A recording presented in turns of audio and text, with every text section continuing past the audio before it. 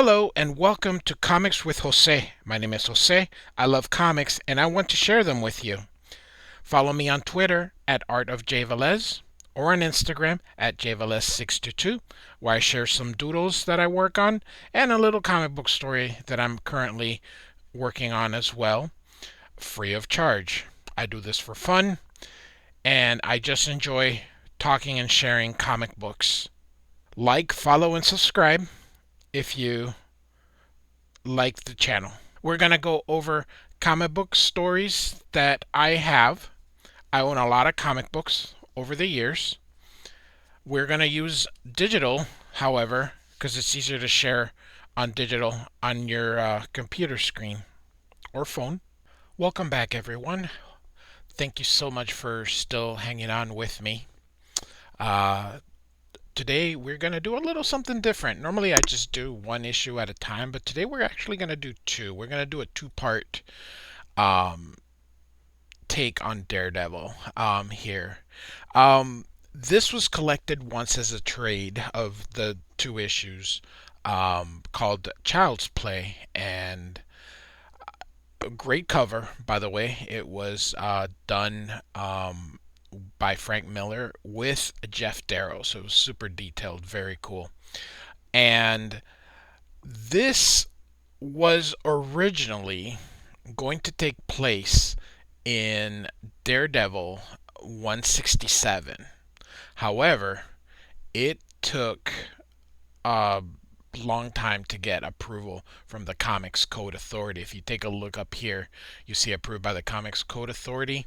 So to sell in supermarkets and in these places, you needed to get approval by this authority here that was created in the 1950s.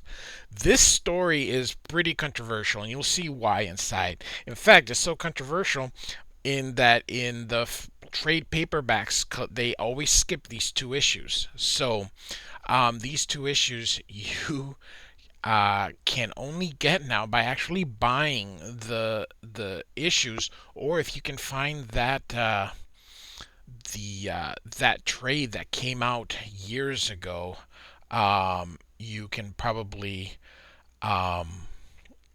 get it. But other than that, if you just try, you even if you get the Frank Miller Daredevil trades, this story's not in there. So this is what the actual trade would look like. So this is about the only way you can find that story is if you can get this little trade that came out in the I believe it was in the 80s, um, or just getting the single issues because it's just the story's not reprinted, and you'll see why.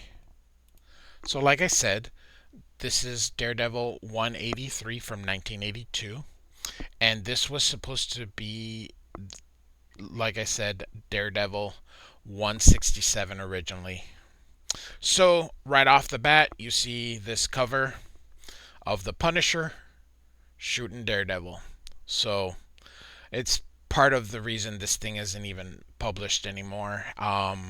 So, this is one that I have these two issues. So, I actually um, I bought them a long time ago. Not when they first came out, but later on in life, I did pick them up.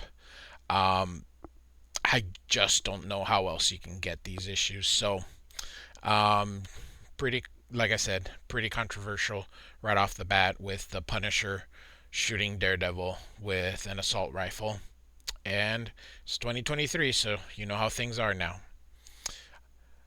So we start out with a young girl, and we really can't tell what's going on. It'll be revealed later, but she is tweaking and going crazy. You can kind of tell, I mean, what's going on. So we Matt was happened to be there, and this this girl is just going nuts. And here, so she's jumping out the window, but the way it was drawn, it does look like he's pushing her out the window. He's not pushing her out the window, she's jumping out the window, and he's actually trying to catch her. But it does look like he's throwing her out the window. But that is not what is actually happening. So we see her actually go out the window. Everybody is focused on her, so Matt, of course, is Daredevil, so he's gonna go and change into his costume. I like this here, where we just go here, and then you follow the broken shards, and then she's here. So this is a very, for storytelling, this is actually quite good. Um, this is called Child's Play. Roger McKenzie and Frank Miller co-wrote this together. This is right when Frank Miller was taking over as writer of Daredevil. Um, so Roger McKenzie did had about a few issues where him and Miller worked together. Miller was just the artist with Klaus Janson, the inker and colorist, but the uh, Roger McKenzie ended up leaving, and Frank Miller just ended up doing uh, story and pencils with Klaus Janson doing inks. Actually, not true. Klaus Janson actually did more than just inks. In the beginning, he was just the inker and colorist, but he eventually became the penciler and inker, and the colorist was Frank doing the layouts. So, all right, so um, Daredevil's coming out. Kids on the floor. Um, they don't have too much time to get her to the hospital, so Daredevil runs with her to get her to the hospital. So, unfortunately, he was not on time, and she had angel dust, which is a drug popular in the 80s. Phencyclidine, I think is the name. Um, so right off the bat, we have controversy number two is kids doing drugs, and but that's not really why the issue is not being reprinted. It is the guns. The guns is why this issue is just no longer reprinted. So eBay right now may be your best bet if you ever want these copies. So all right, so the little girl died, and in comes the brother, and he says it's not fair that she's dead when the drug dealers are still alive, and he's just I'm gonna go blow their brains out. So even though this deals with drugs, drugs isn't what's keeping this from getting reprinted. So Daredevil is going to go find the drug dealers. Meanwhile, the kid's home, and a typical home of parents that don't care, parents that are lazy or whatever, and they go in there. He just opens the door, and out comes, and he gets a gun. So again, so this is why you won't find this issue being reprinted anymore. So you just are very limited in the copies that you can get. So if you can find any trade or anything that can has this issues, by all means. Like I said, I'm very fortunate. I have both that little trade, and I have the individual issues. So um, this here's the drug dealers kind of getting in money from people. Crime doesn't change, so this still happens nowadays. Um, so here Daredevil's incognito, even though he's wearing his costume underneath. It is nighttime, so he can get away with it. He's doing it to make himself a target here, and the kids are gonna attack him and rob him. So they got the drop on him when suddenly, although there's no bang, you can see it's drawn out here, and he was hit in the back with a knife. and here comes the Punisher who threw the thing. The Punisher is a very popular character with Marvel, even now. He is still very popular with Marvel. Um, in the beginning, he is, well, I shouldn't. Daredevil, or not Daredevil, Punisher has always been, I guess, the way he is. But in the 80s, this just type of violence in a comic book just was kind of frowned upon. But um, he dispenses with the gang members, and he's gonna kill him. You can see him loading his weapon. Again, this is why this isn't being reprinted anymore. Daredevil is not gonna let him kill him, and um, the main person, the main guy, and I'm sorry, I kind of went through. Let me just back it up a little bit here. He's the actual main bad guy. They work for him. Um, he's the who they work for. So, all right. So the guy's leaving and he's shot, and Daredevil is gonna go see. Punisher was actually going to kill him, but now he says, "Well, somebody saved me the trouble." He doesn't care so long as that person's dead. He doesn't care who kills him. Um, so Daredevil goes up and sees the kid he fired his had his gun. So here they're gonna make the DA wants to make an example of him, which it's I don't know if this has changed too much or not, but most of the time, if you kill a drug dealer, I don't know if they really uh, throw the hammer at you. But for story effects here, they're gonna try to make this kid into a an example here. So Matt Murdock comes in and decides he's going to want to defend this kid, and he's he doesn't have a lawyer, which is this is his coach. Um, he doesn't have a lawyer, which is you would have a lawyer in there even if it's court appointed, but Matt's gonna defend him, and he is going to show that he didn't kill him. Real quick here, just the color holds. Um, it's so cool to see that there's no, if you can take a look, there's no ink line. Klaus Janson did this right on the thing to get them printed. So very cool. Also, the buildings being white, the sky, it's just very striking. The colors are very cool. Klaus Janson is an incredible artist. He's an ink slinger too, and I love this style. I love the thick lines. If you take a look, just thick, bold black lines, and I love that here. So Daredevil goes to Ben Urich, who does know he's Matthew Murdock, but he keeps it a secret, and asks if he has anything on the Punisher, and tells him he's a vigilante just like him, and Daredevil says not like me because he kills. And so Daredevil is out there looking to see if he can find the Punisher.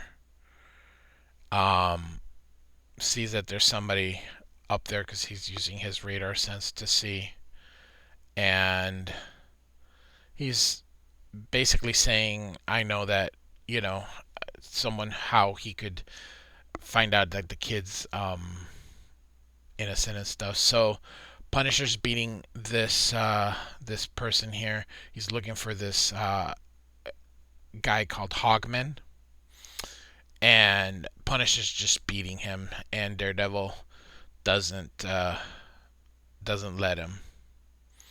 And the two fight. Daredevil throws the billy club. The Punisher shoots him. Look at that gun. I mean, it's the Magnum, but I mean, that's a big gun.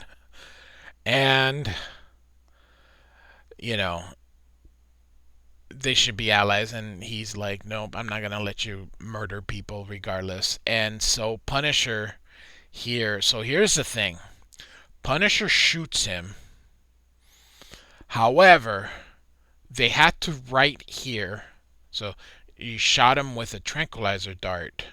Well, because they you that was the one part. This is why it took so long to get it approved. Is they had to rewrite certain things to make it approved because the Comics Code Authority was not going to allow it. He did originally, the intent was he did shoot Daredevil, but they had to finagle things so that it would make it like he shot him with a tranquilizer, and then he continues to beat him. They had to clean up. There was actually, from my understanding, they were going to use blood and all that kind of stuff to show that he was shot, but now they just add this to make him groggy because it was a tranquilizer.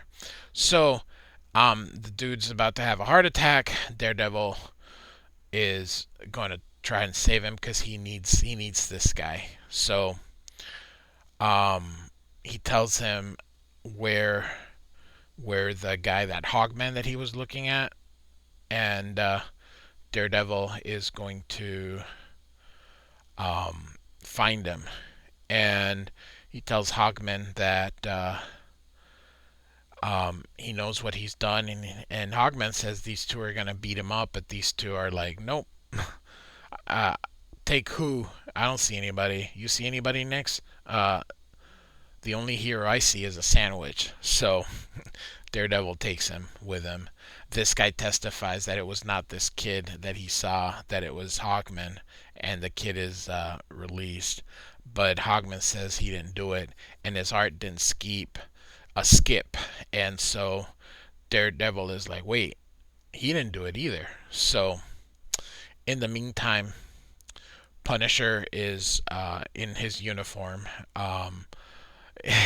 He's doing one-handed push-ups with dumbbell, so he's is making sure he keeps in tip-top shape. Where he hears that Matt Murdock is going to defend Hogman, because of course he does. Um, Love the eyes. I love that where you just put that. I do that. McFarlane's the first one that introduced me to that, but I mean, I love this, and then the little white to give it. It's just very cool. This issue has been computer colored, so it's not quite an faithful adaptation. It has been recolored based on Jansen's original colors. So you can tell here that Punisher is gonna go after Daredevil, or after, sorry, um, Matt Murdock, who he does not know it's Daredevil. So I love the silent part here. Very cool. Jansen is such a great inker. For him and Miller, just the two of them did beautiful work. So we kind of go into the regular. So this is Matt Murdock's girlfriend during that time, and he wants to move to the next portion of the life, and he asks her to marry him. So it's kind of a cliffhanger. So that concludes the this part here of Daredevil Volume 1, number 183. So we, of course, skip on ahead to the next part of this, which is Daredevil 184. Again, so just like 183, this is just Daredevil holding a gun, most likely a Magnum. So yeah, you're not gonna get. It's just Marvel just doesn't want to deal with the blowback, or even saying, well, we understand. Whatever. It is what it is. So I'm not here to argue against it or for it. It could be done where you can just you know say this is how stories were told back then, or whatever. But we know times have changed. So like I said, Marvel won't reprint this anymore unless something happens. So we start here with Hogman eating some spaghetti, very happy that he feels he's very lucky because Matt Murdock is defending him. But we see that in the distance is the Punisher getting ready to fire. Love the use of screen tones. Klaus Janson and screen tones. He's very good at them. He uses them everywhere. Guy's not frugal with the screen tones. So um, someone's from behind him. So it is Daredevil, and he begins to fight the Punisher, and the Punisher does get away. So we take a brief interlude. The girl that Matt had asked to um, marry him has a company, and she's signing some forms, and this guy here looks he's acting very shady. um I love the design work. It's so cool. Love the buildings. It just done in color holds, just real good. Screen tones, two sets of screen tones, a small set, a big set. Kind of, just so so good. So he asked what this Atrius plastic is, and he's like, "Oh, it's one of our more obscure accounts." And the guy's just kind of rushing her, and just when you see the condescending, good girl, good girl. So this is the early 80s. So um,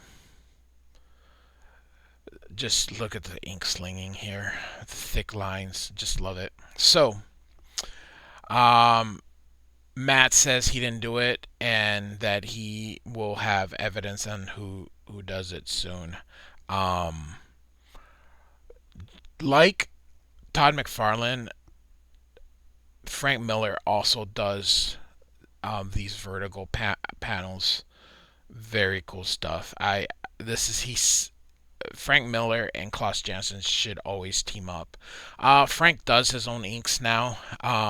His Sin City is absolutely great, but I do think that he could use an inker to kind of rein him in. Um, so here's a quick thing that I almost glossed over and moved. I love the screen tones on just the glasses. That he's gonna show that someone who uses his positions uses narcotics, and suddenly you see him breaking out in sweats. And Billy asks the coach what's on, and he says, "Nope, nothing." So we already know something's going on. So in the office, look, another vertical to establish. Just love it. So they're gonna go out to eat. Matt is gonna stay there. He's expecting a call, and he picks it up, and they're like, "Oh, how do you know it was gonna ring?" Of course, it's a special senses.